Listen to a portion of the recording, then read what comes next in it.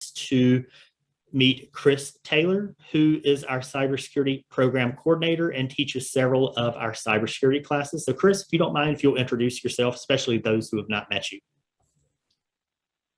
Sure, Scott. So as Scott alluded to, my name is Chris Taylor. I'm the cybersecurity program coordinator for our new cybersecurity concentration here in the CS department. Looked at most of the list here. Most of these are students who are taking me for CS 3840, which is sort of the intro course in cybersecurity. And so we have, again, a number of different courses, things that are offered in that area. This is something that's growing, and if you guys have questions, feel free to let me know. And especially for our panelists, hopefully many of our students are aware of this. And Chris, please correct me if I don't get all of this correct, but with our cybersecurity concentration, which is part of the CIS major, this just began in fall 2021. We officially began it a little more than 4 or 5 weeks ago. Already, I believe we have about 42, 43 cybersecurity concentrations. Is that correct? Students in the concentration? That's correct. We have a little over 40 who are currently signed up for the concentration, and I know that there's probably a good 5 or 10 more who are just waiting to get it added. So great. And a little later, and this doesn't have to be on the call, but Chris is a great contact, those of you who are interested in becoming part of the cybersecurity concentration. I realize that in some cases you will need to meet with advising just to make sure that if you're on older catalog, that there will not be issues with perhaps there being other classes that you had not taken that you would need to take. But they are a great resource. I know they're very busy at this time of year because of registration beginning in the spring with senior checks, but they will, if you have not already, they will be glad to meet with you if you make an appointment. So I'd like to just start out first, since those of you who are on the call today who are panelists have been working for at least several, if not a number of years in types of cybersecurity roles. I just wanted to start out with any of you wanting to share. I'm just going to say, what is one of the craziest things that you have seen or encountered with cybersecurity risks or threats or hacks or anything beyond that? And I saw Fletus kind of smiling. So Fletus, I'm going to ask you, I see you nodding your head back and forth too. So would you mind sharing something that you've seen? Yeah, so this is a prelude to what I'll share at the summit. But so phishing, we think of it as something everyone should be able to identify. But let's just say that users are not always paying attention to their email. So let's just say we tapped one of our employers as Captain Click. He had to click 5 times to infect his machine, and he clicked all 5 times. So he clicked on the attachment, he clicked on the link inside of it, he enabled the macro warning inside of it, and then he ran the macro inside of it, getting a prompt again to ask if he still wanted to run the macro that was inside of his Word document. And let's just say he did. So luckily for us, it wasn't very, it was more of like just spyware that was coming down. But yes, 5 clicks later, we had to isolate a machine, clean up a machine, and go on our merry way. So lesson learned here, don't click. Pay attention to warning screens. Don't just click straight through them. Thank you, Fletus. Others on the panel, experiences that you have seen firsthand.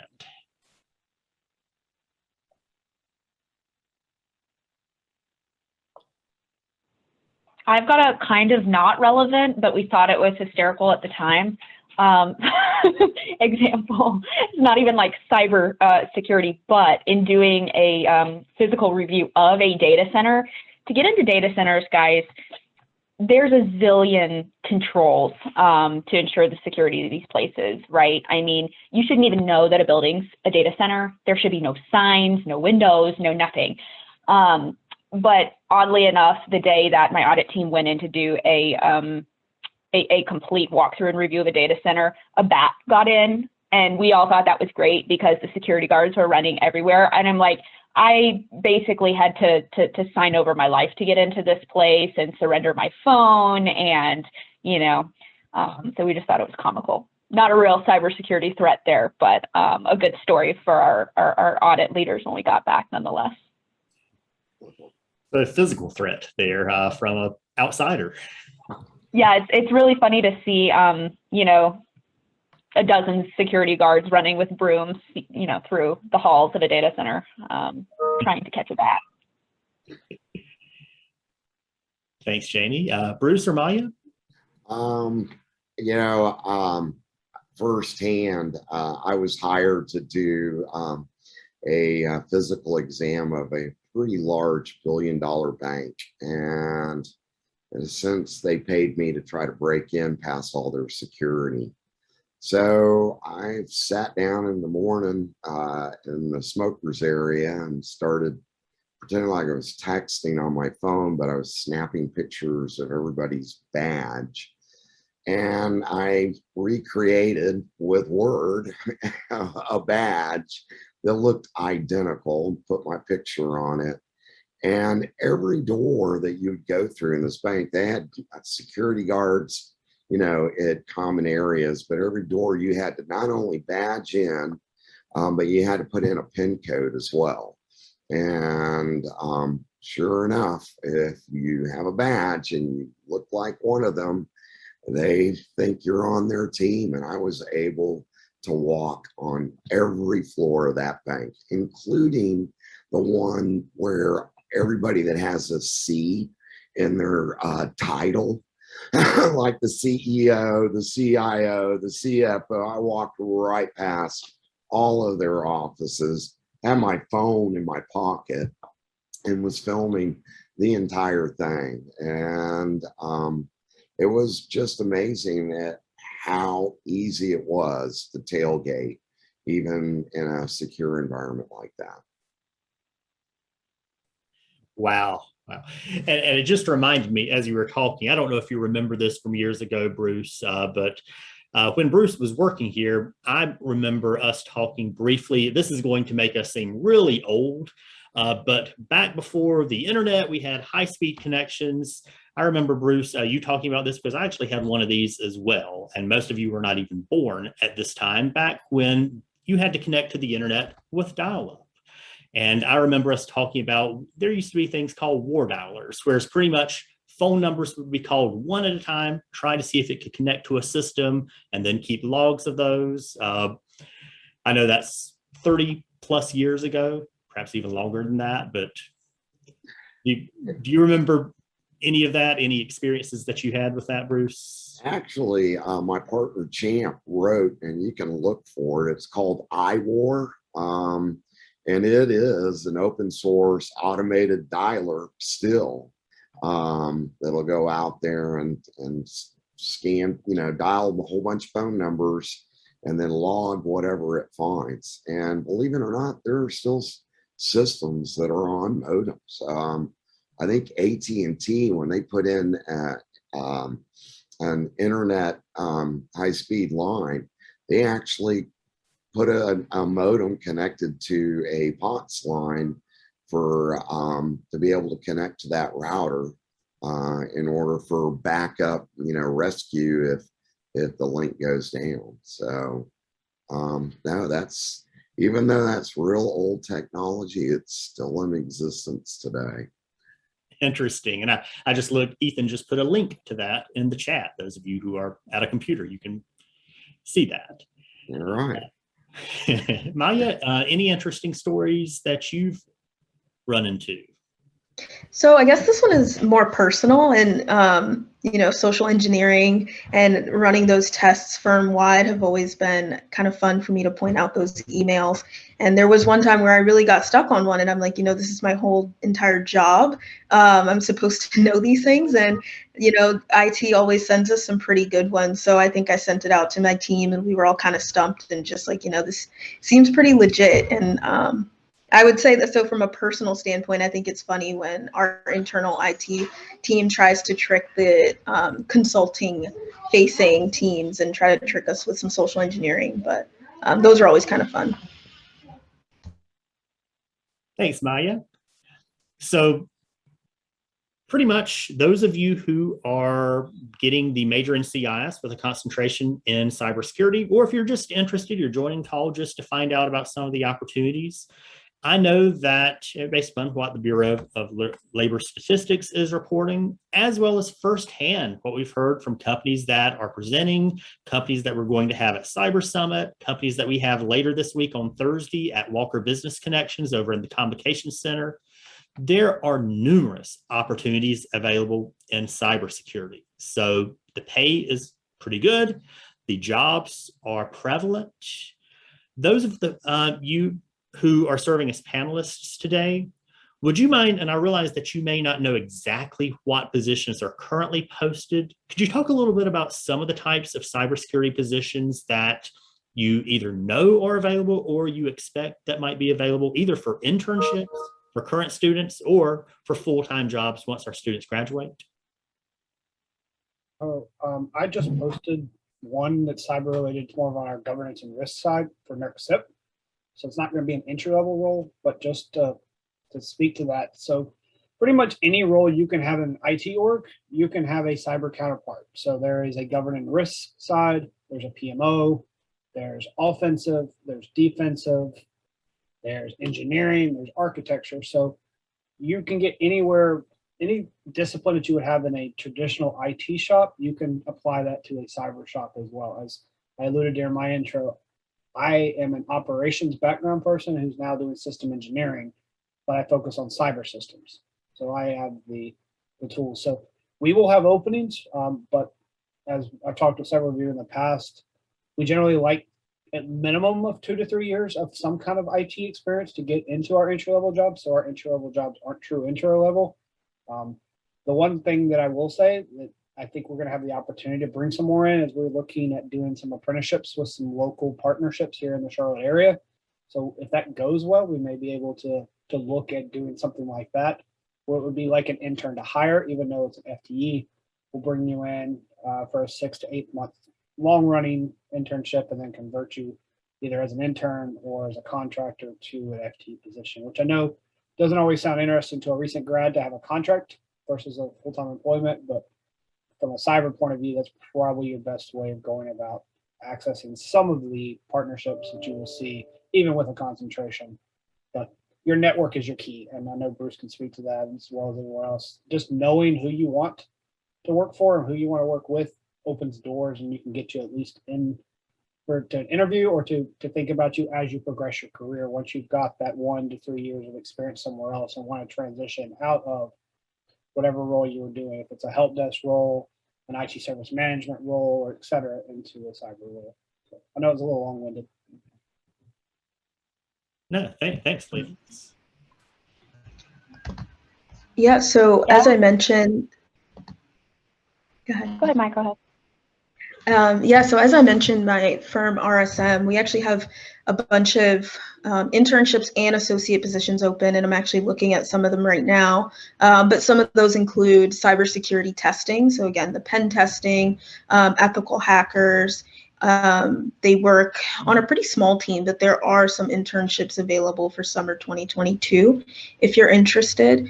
We also have a lot of cybersecurity risk strategy internships and full-time positions that are open. So these, there's a long list of these open positions, and they are spread throughout the country. Currently, I don't see any in Charlotte. So if you are interested in going, outside of North Carolina, I recommend that you look at some of these job offerings. I'll actually drop the link so you guys can take a look as well.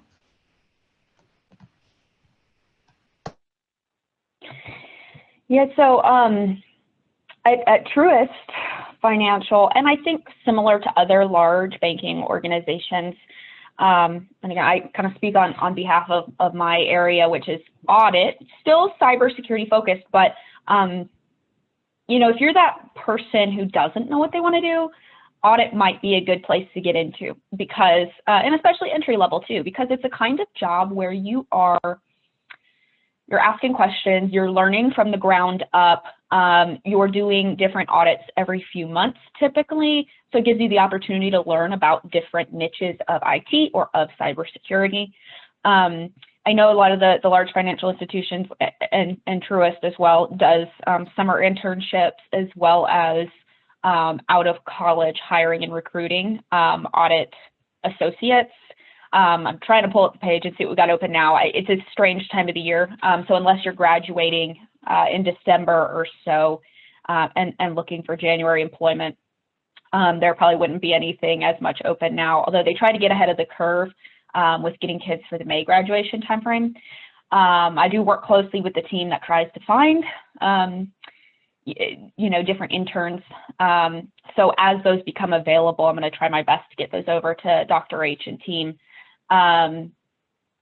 But yeah, it's really kind of a good way to learn and a good way to get into, get your career started and become accustomed to different parts of business, and learn about what's going on.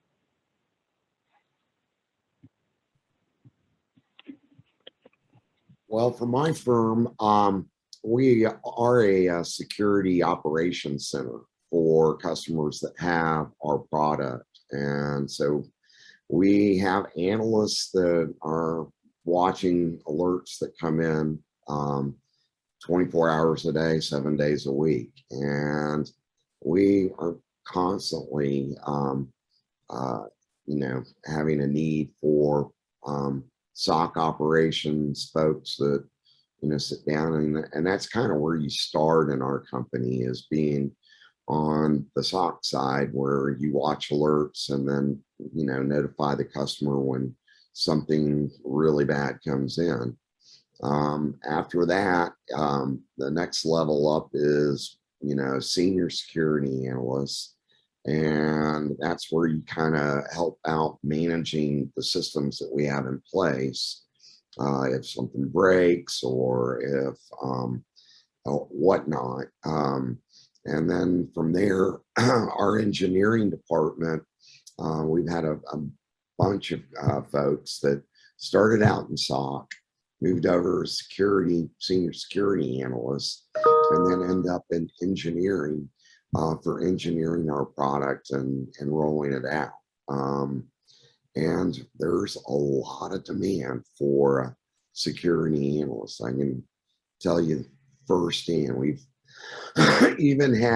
even started a second portion of our business to be like quasi personnel placement for security analysts and security professionals. And essentially the thought idea is that if we're placing folks and we get them in an organization, we can also possibly pick them up as being one of our managed clients. So, and I can tell you the demand out there for security professionals, there's just not enough of you.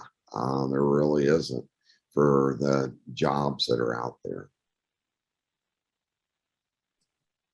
Thanks, everyone. Well, what I'd like to do, I'm going to put Chris Taylor on the spot here. And part of this is for our panelists, especially. I realize that since we have a new cybersecurity concentration, that our panelists may not be fully familiar with what types of classes make up that concentration, because we have several required courses, as well as some electives from which students can choose. So what I'd like to do first is give Chris an opportunity just to talk about what are the classes that make up either the requirements or electives in our cybersecurity concentration. And then I'd like to give an opportunity for our panelists to talk about, are there certain areas that we have in the concentration that you see as being very valuable, as well as if there are any gaps, if there are some things that maybe was not mentioned by Chris once he's talked about those, that would be helpful for you to gain some skills in by the time you graduate or as you start out in your career. Sure, Scott, I'd be happy to talk about it briefly. So the cybersecurity concentration currently has 2 courses that are required. The first being CIS 3840, Managing Security. Most of you who've gone through app that are on the panel know of the course. It's been offered in a couple of different renditions, but in its current form, the idea of the course is to run a kind of enhanced Security Plus certification type course. And so students get the kind of mile wide, inch deep in a lot of different areas. They gain all of the knowledge base and the different objectives relating to the Security Plus, as well as diving into Linux and Linux Plus so they can understand more of the kind of systems engineer side of it. So they get a little bit of everything in that course. The other required class is the Audit Analytics. This is CIS 3740, and this course is designed to walk students mainly through the audit side of security. So kind of focus on frameworks, focus on some of the different areas that are associated with that, as well as trying to use tools for deeper analysis. We do some things with Splunk and look at log and log analysis. And so students kind of get, again, a well-rounded approach in that class to be able to do some analytical functions, if you will, in organizations relating to security. From there, students get choices in what they want to do. So the goal with the 2 required classes to make them well-rounded, and then the 3rd course in this concentration, they kind of get to decide what they want to do. So we have a course called Ethics and Privacy. I believe the call number for that is 3820. Does that sound right, Scott? It's a new course that just came online this year. And so we have another instructor in the department who teaches that course. And the premise of that class is to run through a bunch of kind of case analysis, talk about data privacy, the importance of data privacy in a number of areas, as well as the ethical implications that security brings forth, and again, a number of different areas. The other current course that is available is the Ethical Hacking and Countermeasures class, and this is really where we get into the nuts and bolts of things, get into the deep dive packet analysis. We really get into using Kali Linux as a pen testing tool and get into all the different facets, if you will, with that, so that students can, again, get their feet wet with that and get acclimated to it.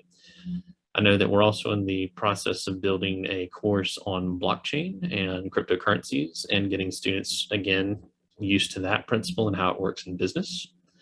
And so that's currently where we stand with our current course offerings, the required classes, and then the 1 elective course that they can take in the concentration. And to add on to that, Dr. Zhang is on our call. He is planning to teach the course dealing with blockchain for business in the spring. And we have asked advising, even though that's going to be a selected topics class in the spring, in other words, it will not have a permanent number yet. We are going through the process to make that a permanent course. Dr. Zhang, if you don't mind, could you just talk briefly about the course that will be available in the spring? And that course, we are going to try to get a blanket approval, so that way that course could count towards one of the electives in the cybersecurity concentration as well.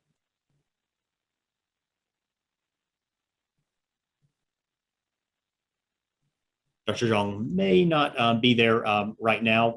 I saw he was there a little bit earlier, so if he's able to join us a little bit later, I can ask him to talk more about that course, because that's the course that he will be teaching, actually in an online format when the schedule comes out. I do see that there is a question in the chat to you, Chris. So I'll just read it for those of you who are maybe not at a computer. Are the 2 courses you mentioned for the concentration offered during the summer? If so, are they offered online or in person?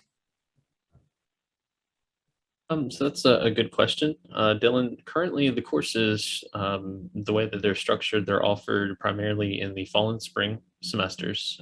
This semester is a little bit of an oddity. We're in the process of doing some things shuffled around, but for the most part, both of the required courses should be offered going forward, both in the fall and spring semesters, my understanding. As for summer, I don't believe there's any tentative plans for that. We may look at doing something like that in the long run in the future. And as for the delivery mode, whether it's online or in person, I can tell you that in spring of 22 that we're looking at using both of those. So there'll be some in person as well as online offerings for those sections. And I see Dr. Zhang is there. Could you talk briefly, Dr. Zhang, about the blockchain for business course that you're going to be offering in the spring? Yeah, sure. Thank you, Dr. Hansiner. And sorry, I was in another meeting 5 minutes ago, so I missed some of the part. But yeah, welcome everyone. My name is Jason Shon, and I'm the associate professor from the Computer Information System Department. I'm also the acting director for the Master of Science in Applied Data Analytics program in our Walker College of Business. So we have been developing a new course called Blockchain for Business, and starting from next semester, it will be offered. In this course, it will be covering a lot of the fun stuff, cool stuff from the blockchain, and from a technology perspective. We'll talk about cryptocurrency for sure. I know some of the participants mentioned that. Also, we'll talk about some ethical dilemmas, some ethical issues out of the applications of blockchain. And then we'll talk about some of the real applications, some of the best practices in the industries. So this is the first blockchain-based course that will be offered in our university. And we really hope that students can understand, get a feeling about blockchain, and can increase their competitiveness when they are looking for jobs and when they are looking for internships. So that's the overall goal, is to increase our students' competitiveness and to let them be aware of this emerging technology and get prepared for this disruptive changes like that. Thank you. Thanks, Dr. Zhang. So what I'd like to do now is turn things back over to our panelists to just give your thoughts, your opinions based upon what you've heard. And as a summary, and I may miss one or two of these, but we have a managing security class. We have an IT audit, or an audit analytics course as it's now called, that are requirements for the concentration. We also have several electives such as ethics and privacy course. We have an ethical hacking and countermeasures course in which managing security is the precursor or prerequisite. And then we also will have the blockchain for business course. And then as time progresses, we will probably be adding some additional electives as well. So panelists, any thoughts on what we currently offer? Are there any things that are very important? Or on the flip side, are there some areas in which you could see there being some opportunities for us to maybe offer some electives in the future? I think the department's got a strong foundation, and this has really come a long way in the past couple of years, as this has been a big focus for you all. Chris had remarked on leveraging analytics more, or a Splunk environment, that type of thing. I know in the audit world, that's really being pushed harder because the amount of data is only increasing that organizations consume and produce, and how we can use that in a smart fashion to better security posture is really important, because it also, I mean, it helps give us better insights, but helps us be more efficient. So instead of testing a sample of things, or just looking at a few things to see if there's a problem, we can do 100%.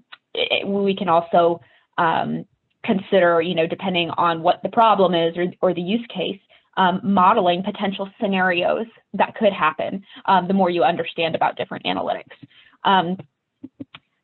I think the blockchain is going to be very valuable for people to understand, because of I like to consider myself like younger in my profession, but I feel like an old person because I'm not a blockchain pro or understand very much about it. And I think that will position students really well to understand something about it and be marketable when they go into their career, especially from a security aspect. Financial firms are trying to wrap their hands around what this means, not only from a security perspective, but operationally, and how it impacts their business.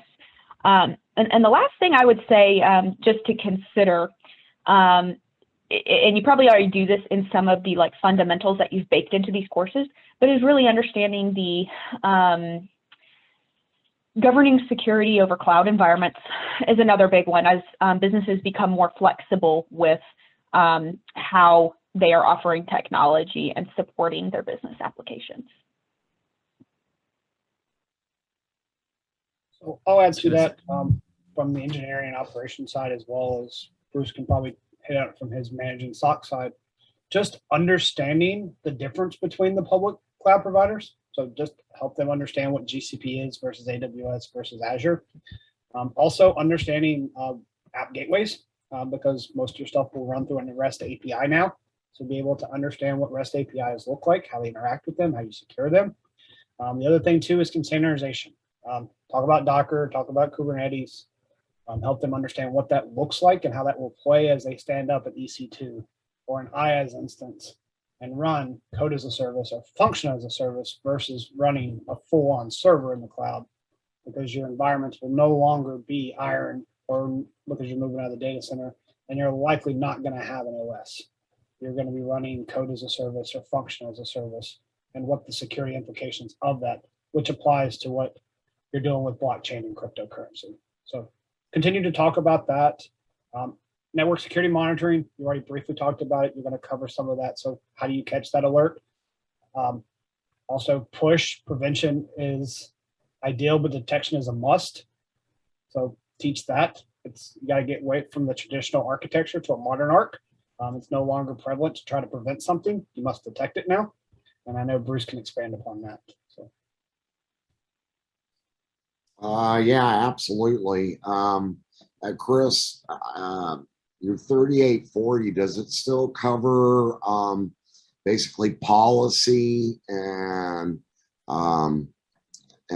that kind of area? Because when we do a lot of enterprise security assessments, we generally follow the ISO 27001 as a guide for what should be in place for enterprises to have a good security program in place. And we're also seeing a lot more, like with the blockchain, where it's being used to effectuate store logs, so that there can be no doubt that logs have been changed. And so those are, some of the areas that, I still see a lot of demand for, is ISO 27001 or NIST, any of those particular policy-oriented standards out there that companies, need to follow or be qualified for. I was going to say, I'll kind of chime in to facilitate some of those questions and things that you guys were asking about. So in terms of the frameworks, I do cover a lot of that in the Audit Analytics class. So we'll get into different frameworks. I touched on COVID in the past, for instance, just to kind of get some controlled objectives so they get an idea of what that means. But we do touch on things like ISO 27000, we do 27001, we do touch on NIST. We even look at more of the international disciplines.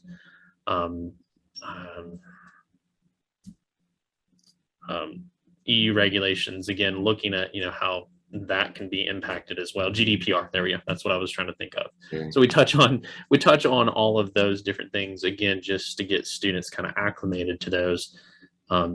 As you guys all know, it's a mile wide, and there's a whole bunch of things to try to cover in a short amount of time. So I try to get students at least acclimated to some of these, so that, again, as they go pursue a particular interest, they know the terminology and they can go dive a little deeper, into that. So, but I do appreciate that. Getting back to Fletus, in the ethical hacking class, I've actually started looking at using Docker a bit more and setting up different pieces through Docker, so that, again, students can get a feel for setting those procedures up and seeing how that works. And so we look at some vulnerabilities and things from that standpoint. I don't necessarily go too deep, but that is something that I'm strongly considering. So I do appreciate that.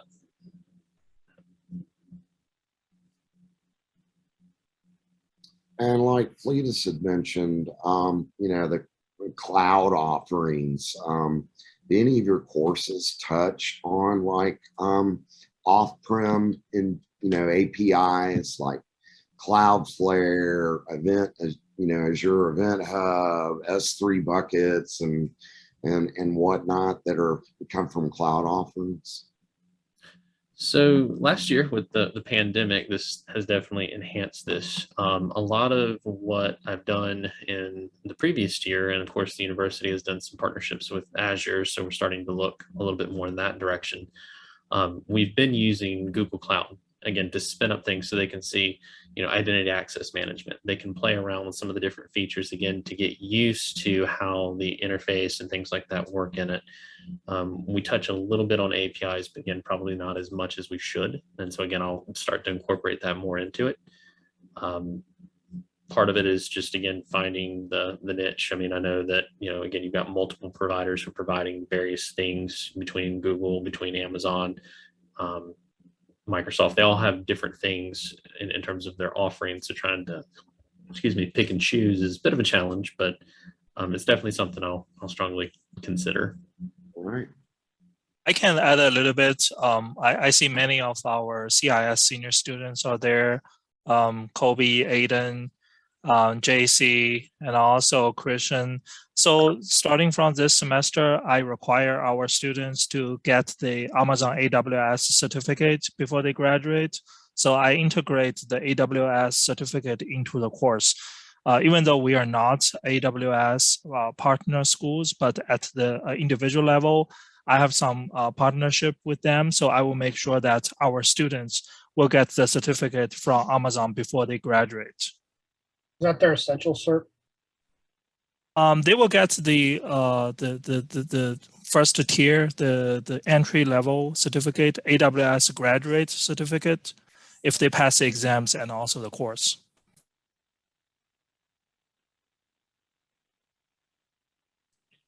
So I see that we have several questions in the chat. I'm going to just jump in and talk briefly about the one from Ethan, and then other panelists can talk about some of these as well as some others as well. But Ethan asked, is holding a concentration in cybersecurity or holding certifications such as A+, Network Plus, Security Plus, and so on, would you say one path is more appealing to employers? Now, I'm going to just talk from an academic standpoint because I actually did my dissertation and I've done a bit of research that deals with the value of IT certification.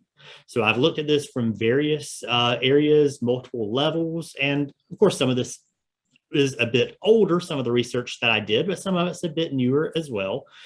Pretty much what I have found is that from my research, employers value a combination of multiple things. First off, you do need to have a 4-year degree for some of these positions.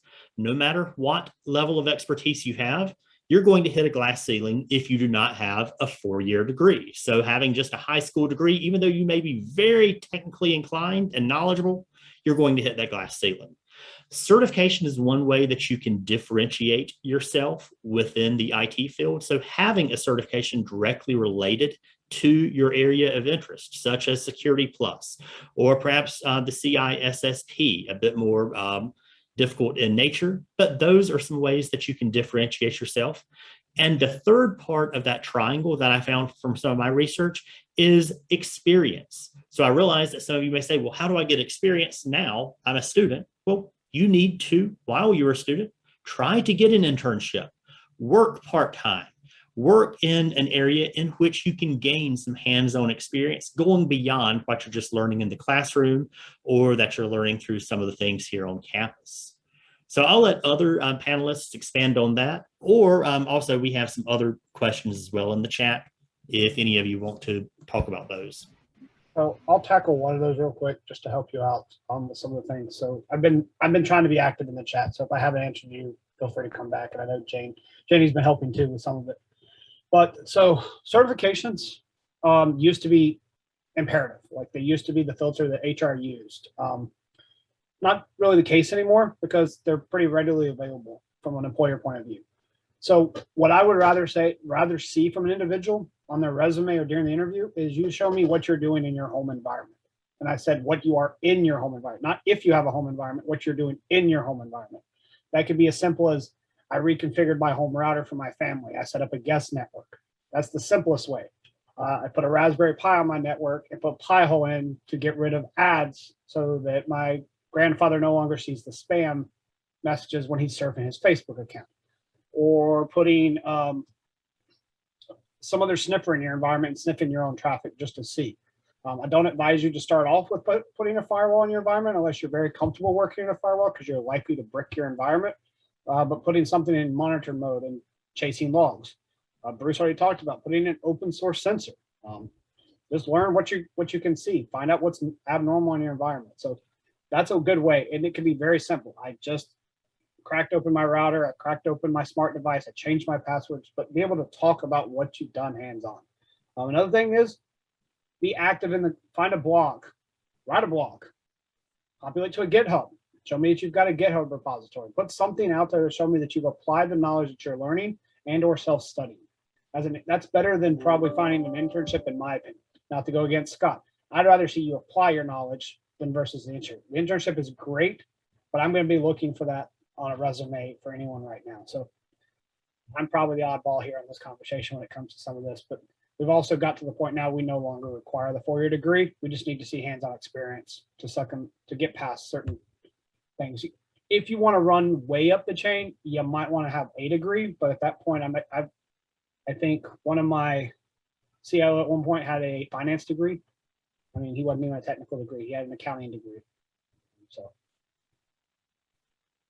yeah, Fletus, I'd actually like to second that. So I'll speak more directly to my interview experience. And I completely agree. You know, I had a few internships and not once was I asked about my experience in those. I was specifically asked about what sort of projects was I doing in the classroom? What was I doing outside of the classroom personally? And also how am I keeping up in cybersecurity? So for example, you know, we just spoke about the different classes that would be really beneficial, but the day you graduate, something changes in IT and we're responsible for keeping up with that. So how are you keeping up with your news? Like what subscriptions do you have? And I recommend you really go out there just to keep up and stay on top of the news, because a lot of the time the work you're doing, you know, for your job is going to be directly related to what's going on in different industries. So for example, just the pipeline in general, that whole situation was crucial to at least some of the teams that I'm working with. And so the fact that some people weren't aware of what was going on, it wasn't the best thing for them. But yeah, stay on top of what you can take in, all the information. There's so much out there. Certifications can be expensive, and as a student, you're probably all broke or going to be severely in debt because of the educational system.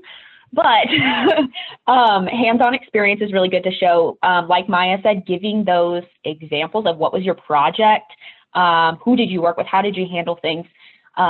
Like she said, IT is always going to be changing.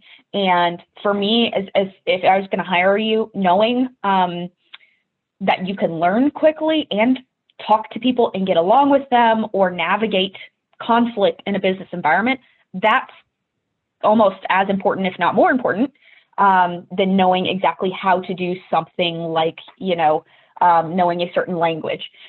With the certifications too, companies will typically sponsor it. So showing that you have an understanding of what's out there certification-wise, or even start just kind of looking into it, but waiting until you get to a business, they'll help you pay for that. And a lot of times you need a couple of years experience to even apply for the certification.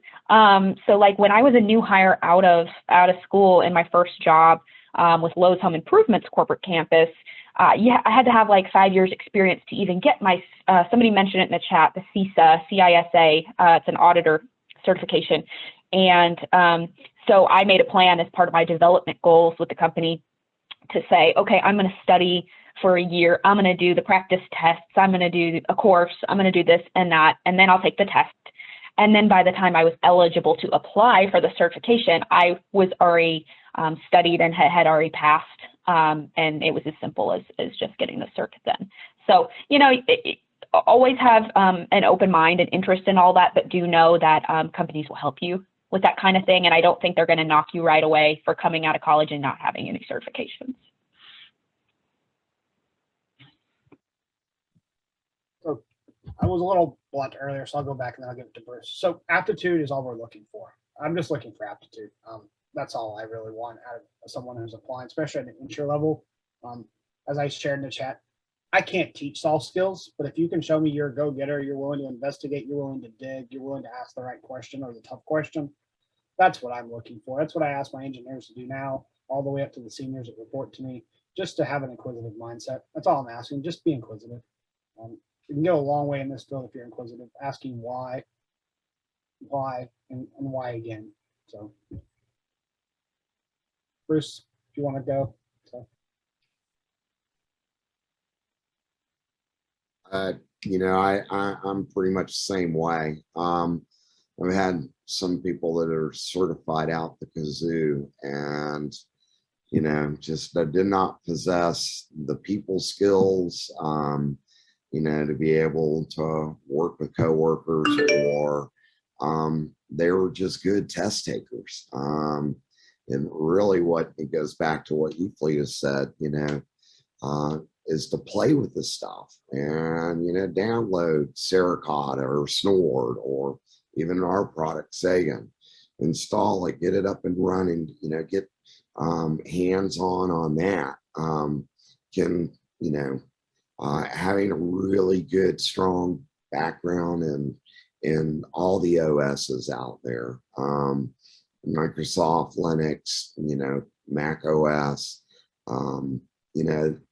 we can pretty much see really quickly somebody that's really good at taking tests, but somebody that takes it a step further and really has some hands-on on it. And like Scott said, you will, I think, with out a 4-year degree, at some point you are going to hit that glass ceiling. One of the hospitals that we have as a customer, their director, he was really good in information security, but he didn't have a 4-year degree, and he hit a ceiling. They couldn't give him a title of what he actually did. They hired him to manage the security program because he had buku, experience, but he lacked that degree and could not get the title in the organization.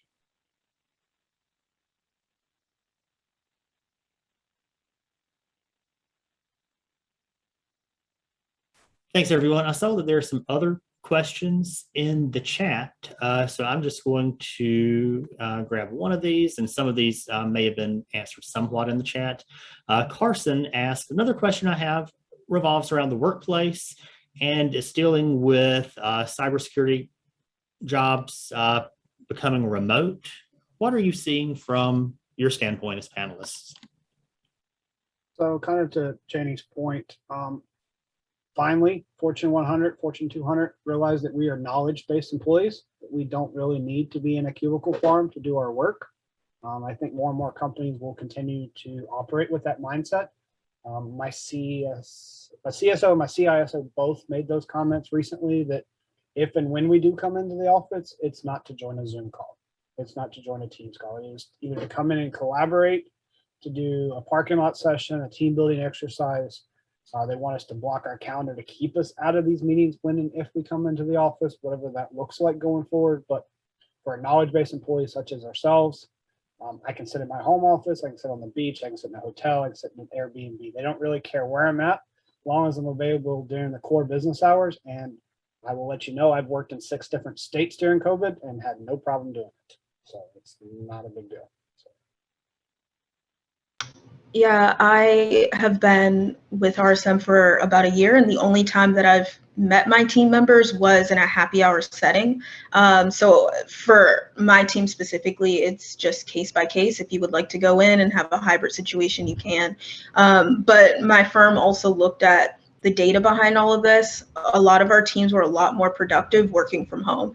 As Fletus said, they, I think, recognize that, we're knowledge-based employees, and being in the office, I don't think we were getting as much done as we possibly could if we're really focused at home. So, but I do think it's case by case. It would be hard to tell you that 100% certain that you'll be able to work from home forever. Up to that point, ask as you're interviewing. It may say on your posting now, remote or flexible. Some may say you need to be within 1 to 2 hours of a corporate office. So that means you can work within 1 to 2 hours of any of their corporate or regional offices. So as you're interviewing, ask that question. Don't limit yourself to North Carolina with today's society. You could have a team that's in, I mean, try to stay in your own time zone, because I will lose trying to work in different time zones gets very tricky very quickly, especially as a new hire. I would not engage you to work in a different time zone than the rest of your team unless you just feel like you want to try to work odd hours. But to Bruce's point, maybe you do take a 24/7 role, but you're the East Coast analyst where you have a West Coast analyst. So really you're not working odd hours. You're just working your shift on the East Coast, which augments their West Coast suck. So you can offset your 3 hours there. So look at your resumes, ask those questions. To Samantha's question, network. Even at your freshman, sophomore year, find us board members, find panelists, connect with us on LinkedIn. I have a very active Twitter handle, so find what I'm doing on Twitter. Like, reach out to me, DM me. I can get you into context. I can't get you a job, but I can more than likely get you in front of someone who can at least get you an interview. And I can commit to getting you interviews because I've done that throughout the entire bit of COVID with the mentees I've had here at App, the mentees I've had elsewhere. We will find a way to make sure that you have the support system. And to Bruce's point, I got college dropouts who are now running security firms, and I talk with them on a regular cadence. I mean, it can be possible, but at the same time, the degree is going to open doors for you, and this concentration that you're pursuing will at least give you a leg up in certain conversations, because you can say, I'm exposed to this policy, I've seen this. And as long as you can articulate that during an interview, you'll learn more on the job. I mean, we all know that. Your degree is just your first step. The continual learning is where it's going to pay off. So. And don't limit your job applications to ones that are in cities that you're nearby. A lot of times those have to be just set up by HR for it to like go in their application system. Go for any job, no matter where it says, because more often than not, it's going to be remote right now or for the long term. But do have that question and discussion as you're being screened by an employer or interviewed.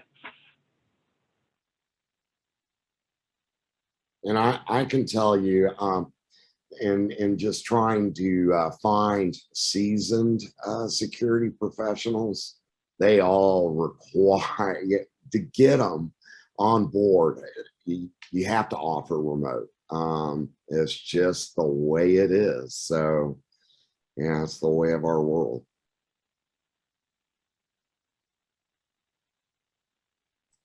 Very good. Well, we have about 3 minutes left. If there's a question that we missed in the chat, feel free, students, if you wish to unmute yourself and ask the question.